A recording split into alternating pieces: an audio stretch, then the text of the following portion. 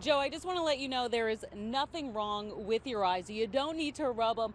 That sign actually does say $1.97 for gas. Well, Joe, this street was completely flooded. You can see that the water is certainly subsided here, but take a look inside this business. The water is about an inch thick here on the floor. This man managed to steal not one, but two cars. As you said, one of them a police cruiser. This is where his ride ended, though. He crashed up here onto the curb. He even took out parts of the curb, chunks of it, through the grass. We were just standing here just about 3 blocks away from the fire when all of a sudden all this burnt paper started flying by us. This is what is in that warehouse. It's actually a record facility. Eyewitness News reporter Renee Stoll reports from Harlem. This is what residents have been dealing with for days. They just keep trying to sweep all of this water out of their apartments, but it really just goes nowhere. Their belongings either have to be bagged up or put up somewhere high if they haven't already been ruined. And meanwhile, the water just keeps coming out of the pipes and up from the toilet, and the city has yet to fix it. Residents at the General Grant houses in Harlem tell us water has been leaking from their pipes and coming up from their toilets and tubs. For the past 4 days. For 4 days. First they said they fixed it. The next day, it was again flooded. Coming on the bed, his room was flooded, the bathroom was flooded. The halls on several floors are soaked with dirty standing water while residents try to clean it up. They're also using buckets to collect gallons of water in several rooms, and at the elevator, water just seems to gush down the doors and flood right in front, all of it ruining residents' belongings. The situation even brought this man whose bed is soaked to tears. I have my medication, I have my heart attack, my pressure. You see, I'm supposed to sleepy.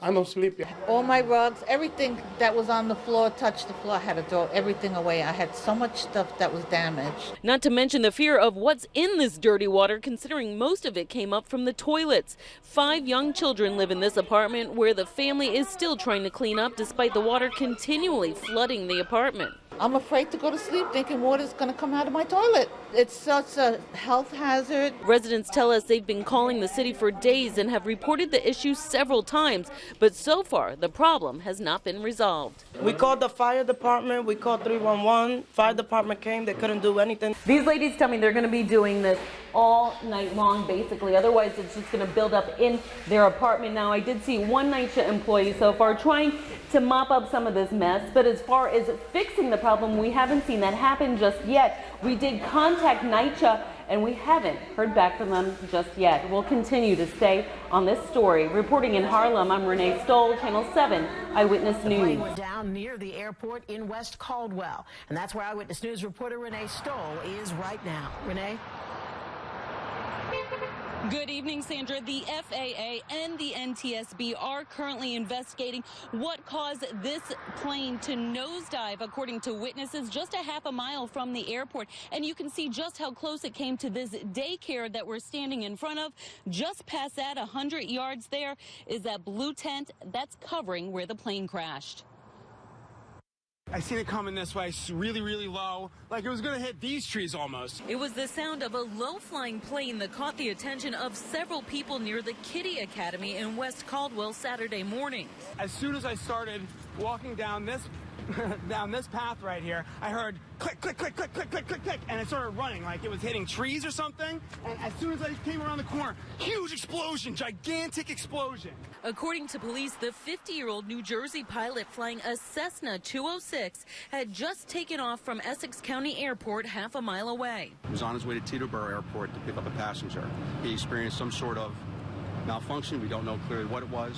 He ended up trying to turn back towards the airport, we believe, and crashing in the field. The noise so loud it had this entire family who lives across the street running outside. We didn't think it was a plane crash at first. One of them taking this cell phone video of smoke pouring out of the woods. Some witnesses tried to help but couldn't get near the flames. The pilot did not survive. I ran in, I called 911, and I also ran across, and then by the time I got over there, it was like a second explosion.